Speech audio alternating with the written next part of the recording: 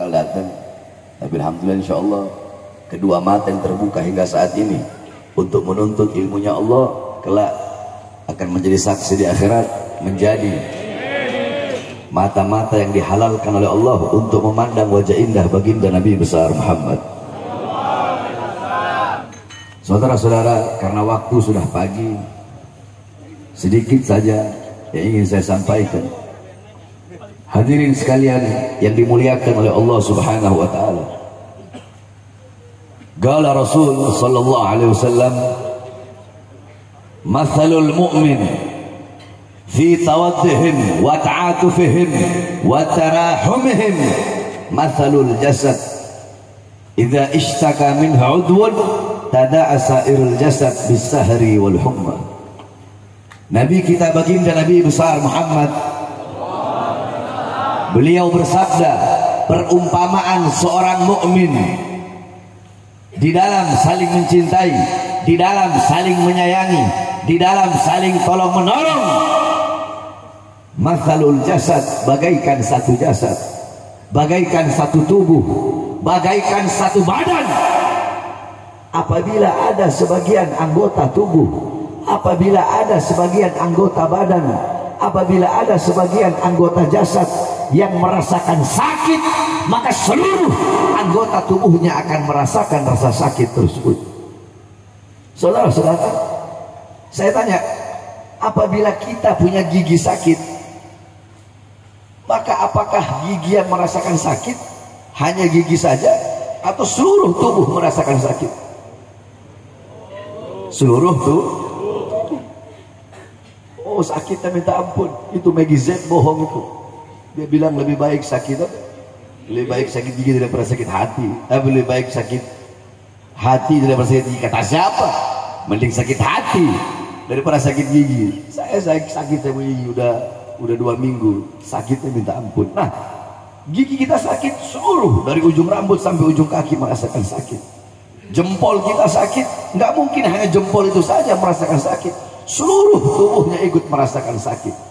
Seperti itulah perumpamaan seorang mukmin, kata Rasulullah. Apabila ada mukmin yang lain yang merasakan sakit, maka sebagai seorang mukmin otomatis kita pun merasakan rasa sakit yang dirasakan oleh saudara mukmin kita. Nah, saudara-saudara, belum lama saudara-saudara kita yang ada di Cianjur ditimpa musibah, maka kita sebagai seorang mukmin, rasa sakit mereka adalah rasa sakit kita, penderitaan mereka adalah penderitaan kita, kesedihan mereka adalah kesedihan kita, rasa kehilangan mereka adalah rasa kehilangan kita. Mereka yang kehilangan harta benda sama seperti kita kehilangan harta benda kita. Anak-anak yang kehilangan orang tua yang kehilangan anak sama seperti kita kehilangan anak-anak kita, dan kita kehilangan orang tua kita. Suami-suami yang kehilangan istrinya, istri-istri yang kehilangan suaminya, sama seperti kita kehilangan istri kita, dan istri kita kehilangan kita sebagai suami. Yakni penderitaan mereka, penderitaan kita. Air mata mereka, air mata kita. Darah mereka, darah kita. Seperti itulah perumpamaan seorang mukmin. Kalau kita sebagai mukmin tidak merasakan rasa sakit yang mereka rasakan, penderitaan yang mereka rasakan, maka kita tidak pantas disebut seorang mukmin, saudara-saudara. Oleh karenanya kita bersyukur kepada Allah, karena Allah Subhanahu wa taala menjadikan kita sebagai umat baginda Nabi besar Muhammad, umat yang mulia, umat yang agung, umat yang dimana kelak di akhirat ketika akan dimasukkan ke neraka, maka Allah berkata kepada malaikat Zabaniyah, jangan masukkan dia ke neraka, karena di dunia telah aku berikan dia segala macam ujian, musibah, maka di akhirat aku tidak berikan dia musibah dan ujian sehingga dia masuk ke dalam surganya Allah Subhanahu wa taala. Kita doakan mudah-mudahan musibah bencana Allah angkat dari Indonesia, khususnya Allah angkat dari Cianjur, saudara-saudara. Hadirin sekalian yang dimuliakan oleh Allah, zilzal atau gempa bumi itu bukan hanya terjadi di zaman sekarang saja, dan bukan hanya di Indonesia saja, bahkan di zaman Rasulullah ketika itu ada gempa bumi, saudara-saudara. Ketika gempa bumi, Rasulullah bersama Sayyidina Abu Bakar, bersama Sayyidina Umar bin Khattab, bersama Sayyidina Utsman bin Affan, ketika gempa bumi, Rasulullah meletakkan tangannya di atas tanah dan Rasulullah berkata, wahai bumi, belum saatnya bagimu. Wahai bumi, berhentilah engkau bergoncang. Wahai bumi, ketahuilah di atas engkau ada seorang nabi, ada seorang siddiq, dan ada 2 orang syahid. Maksudnya ada Rasulullah, ada siddiq Sayyidina Abu Bakar As-Siddiq, ada 2 orang syahid Sayyidina Umar bin Khattab dan Sayyidina Utsman bin Affan. Saudara-saudara, ketika Rasulullah meletakkan tangan sucinya di atas tanah, di atas bumi, seketika bumi yang berguncang berhenti. Saudara-saudara, kemudian Rasulullah bertanya kepada para sahabat, wahai para sahabat, perbuatan dosa apa yang kalian lakukan? Perbuatan maksiat apa yang kalian lakukan? Sehingga begitu cepat Allah berikan kepada kita bencana dan musibah gempa bumi ini. Di zaman Sayyidina Umar bin Khattab ketika menjabat sebagai khalifah, idza zulzilatil Madinah khataba Umar bin Khattab amaman nas, faqala Umar bin Khattab ma asra'tum wa ma ahdastum. Ketika Madinah ditimpa dan dilanda gempa bumi, Sayyidina Umar bin Khattab mengumpulkan manusia yang ada di Madinah, kemudian beliau berkhutbah di hadapan umat, di hadapan manusia. Apa kata beliau? Sungguh cepat apa yang telah kalian lakukan, sungguh cepat apa yang telah kalian perbuat. Demi Allah, andaikan besok ada gempa susulan, aku tidak ingin tinggal bersama kalian. Sayyidina Ka'ab ibn Malik radhiyallahu anhu, ketika beliau ditanya tentang gempa bumi, apa jawab beliau? Tidaklah terjadi gempa bumi, melainkan terlalu banyak hamba-hamba yang berbuat dosa, terlalu banyak hamba-hamba yang berbuat maksiat di atas bumi, sehingga bumi takut kepada Allah. Karena takut, bumi itu gemetar. Gemetar itulah adanya gempa bumi, yakni gempa bumi, bumi itu berguncang. Bumi berguncang itu bumi sedang gemetar karena takut kepada Allah. Kenapa? Terlalu banyak hamba-hamba yang berbuat dosa dan berbuat maksiat di atasnya. Saudara-saudara, Sayyidina Anas ibn Malik pernah bertanya kepada Sayyidatuna Aisyah radhiyallahu anha tentang gempa bumi. Apa pendapat Sayyidatuna Aisyah tentang gempa bumi? Kata Sayyidatuna Aisyah, apabila 3 perkara telah merajalela. Apa 3 perkara tersebut? Apa 3 hal tersebut? Yang pertama, istahalla zina.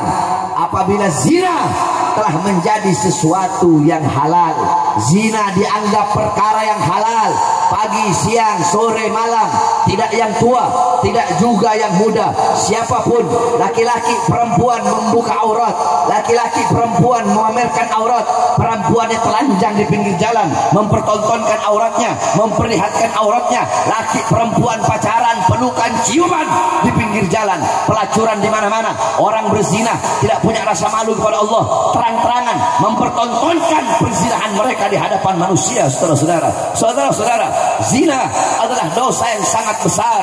Berzina secara sembunyi-sembunyi dan berzina secara terang-terangan dosanya lebih besar. Berzina secara terang-terangan, tidak punya malu kepada Allah dan tidak punya malu kepada Rasulullah SAW. Yang kedua, istibahal khumur, minuman keras seperti perkara yang dibolehkan. Orang mabuk di mana-mana, pagi, siang, sore, malam, yang tua, yang muda, putra-putri kita, anak-anak kita, orang tua kita, semuanya mabuk. Orang pegang minuman keras seperti megang aqua, megang minuman keras seperti megang air putih di depan orang, di pinggir jalan. Mabuk, saudara-saudara, bapak dengan anak, anak dengan bapak, narkoba, pagi, siang, sore, malam, mabuk. Megang minuman keras dengan bangga, mabuk bangga, minum khamr bangga, ini saya bajingan, saya mabuk, ini saya preman, saya mabuk. Yang ketiga, wadarabu bil ma'azif, orang-orang memainkan musik-musik yang membuat lupa dan lalai kepada Allah Subhanahu wa taala. Pagi-pagi, siang, sore, malam, di mana-mana saudara-saudara. Dangdut di mana-mana, orkes di mana-mana, disco di mana-mana, ikhtilat, bercampur laki dan perempuan dalam bermaksiat kepada Allah, berbuat dosa kepada Allah Subhanahu wa taala. Mereka orang-orang lupa Al-Qur'an, lupa baca Quran, lupa baca wirid, baca tahlil, baca tahmid, baca tasbih, baca takbir, baca tamjid, lupa. Coba kita lihat sebentar lagi malam tahun baru, atau Februari, malam Valentine, atau malam Minggu, saudara-saudara. Di mana-mana yang paling banyak yang melacur, yang berzina, yang mabuk-mabukan, yang pacaran bukan orang-orang Kristen, bukan orang-orang Buddha, bukan orang-orang Hindu, tetapi putra-putri Islam, anak-anak Islam kita yang paling banyak berbuat dosa, berbuat maksiat di tanah Indonesia, saudara-saudara. Kenapa?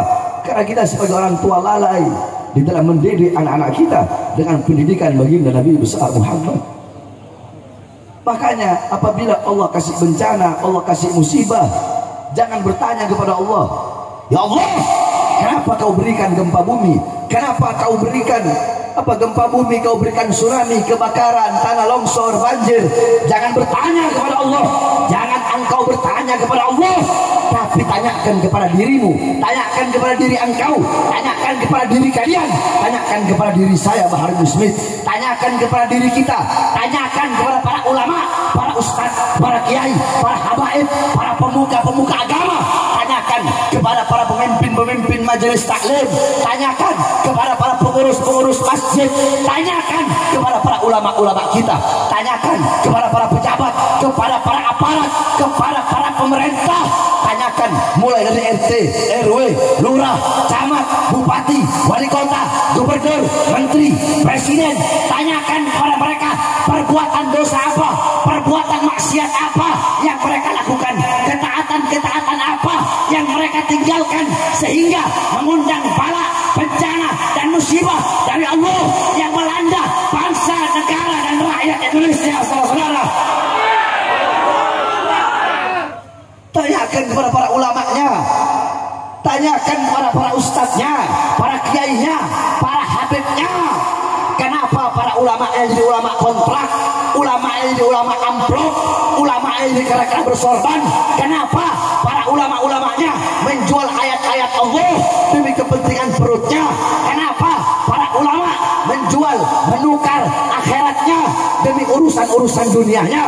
Ulama-ulamanya jadi penjilat-penjilat pemerintah, jadi penjilat-penjilat pejabat. Ayat-ayat Allah dijual, hadis Rasulullah dijual, saudara-saudara. Yang hak jadi batil, yang batil jadi hak, yang benar jadi salah, yang salah jadi benar, yang halal jadi haram, yang haram jadi halal. Tanyakan kepada para pejabatnya, tanyakan kepada para pemerintahnya, tanyakan kepada para aparatnya, berapa banyak harta rakyat yang mereka korupsi, uang rakyat yang mereka curi, rakyat yang tidak mereka sejahterakan, rakyat yang mereka sengsarakan, keadilan yang tidak mereka tegakkan. Jangan bertanya kepada Allah, tapi tanyakan kepada diri kita. Oleh karenanya, saudara-saudaraku sekalian yang dimuliakan oleh Allah Subhanahu wa taala, takutlah kita kepada Allah, kembali kepada Allah, bertaubat kepada Allah Subhanahu wa taala, hidupkan Islam, hidupkan ajaran Nabi Muhammad sallallahu alaihi wasallam, tegakkan kebenaran, tegakkan keadilan. Jangan pernah tunduk kepada kezaliman, kemaksiatan, kemungkaran. Karena kezaliman, kemaksiatan dan kemungkaran itulah menjadi syarat dan sebab Allah turunkan bala, bencana dan musibah. Maka kita sebagai para pemuda-pemudi Islam harus berada di barisan paling depan untuk melawan, menghancurkan kebatilan, kezaliman, menegakkan kebenaran, menyampaikan kebenaran, menegakkan keadilan. Saudara-saudara, saya keluar masuk penjara, berkali-kali masuk penjara. Kenapa? Apakah saya bandar narkoba? Apakah saya pencuri? Apakah saya melacur? Apakah saya bandar narkoba? Apakah saya berjudi? Apakah saya maling uang rakyat, korupsi uang rakyat? Apakah saya menjual aset-aset negara? Tidak, saudara-saudara. Tahun 2018 saya masuk penjara, 2020 saya bebas, saya keluar baru 2 hari, saya dibawa ke Nusa Kambangan, tangan saya diborgol, perut saya diborgol, kaki saya diborgol, bebas 2021, bebas 2020. Kemudian saya masuk lagi, ditahan lagi, saudara-saudara. Kenapa? Karena saya membela rakyat. Yang saya bela rakyat, rakyat yang susah, rakyat yang kelaparan, rakyat yang menderita, rakyat yang tidak sejahtera, rakyat yang dibohongi, rakyat yang dicurangi. Yang saya tegakkan kebenaran, yang saya sampaikan kebenaran, yang saya tegakkan keadilan. Oleh karena saya tidak akan pernah kapok, tidak akan pernah capek, tidak akan pernah lelah di dalam melawan kezaliman, kemungkaran dan menegakkan kebenaran serta keadilan. Saudara-saudara, demi Allah, untuk bangsa, untuk agama, untuk NKRI, untuk Merah Putih, untuk Indonesia, untuk rakyat. Jangankan hanya di penjara, nyawa saya, jiwa saya, darah saya murah harganya untuk tumpah, saudara-saudara. Oleh karena saya tanya masyarakat yang ada di sini, siap sampaikan kebenaran? Siap sampaikan kebenaran? Siap melawan kezaliman? Siap melawan kemungkaran? Siap melawan kebatilan? Siap mati demi NKRI? Siap binasa demi Indonesia? Siap hancur demi Islam? Allahu Akbar! Allahu Akbar! Allahu Akbar! Oleh karena kita berdoa pada malam hari yang mulia ini, mudah-mudahan Allah jadikan para ulama-Nya ulama yang baik, ulama yang lurus, ulama yang istiqomah, yang tidak bisa dibeli, yang tidak bisa dibayar. Para pejabatnya, para pemerintahnya jadi pejabat dan pemerintah yang baik, yang taat kepada Allah, yang patuh kepada Allah, yang takut kepada Allah. Mudah-mudahan Allah angkat segala macam bencana, bala, musibah yang melanda Cianjur khususnya, umumnya negara kesatuan Republik Indonesia yang kita cintai, saudara-saudara. Allah angkat segala macam bencana, musibah. Allah berikan kedamaian, kesejahteraan, ketentraman, keamanan. Allah jadikan negara kita baldatun thayyibatun rabbun ghafur. Amin amin rabbal alamin. Bismillahirrahmanirrahim. Tabarak hidaluna, Yasin sakfuna, Kaf hay ain sad kifayatuna, Hamim ain sin kaf himayatuna. Fasayakfikahumullah wa samiul alim. Fasayakfikahumullah wa samiul alim. Fasayakfikahumullah wa huwa samiul alim. Wala hawla wala quwwata illa billahil aliyil azim. Wa sallallahu alaihi wasallam Muhammadin wa ala alihi wa sahbihi wa barik wa sallam. Alhamdulillahi rabbil alamin. Wal afu minkum. Wassalamu alaikum warahmatullahi wabarakatuh.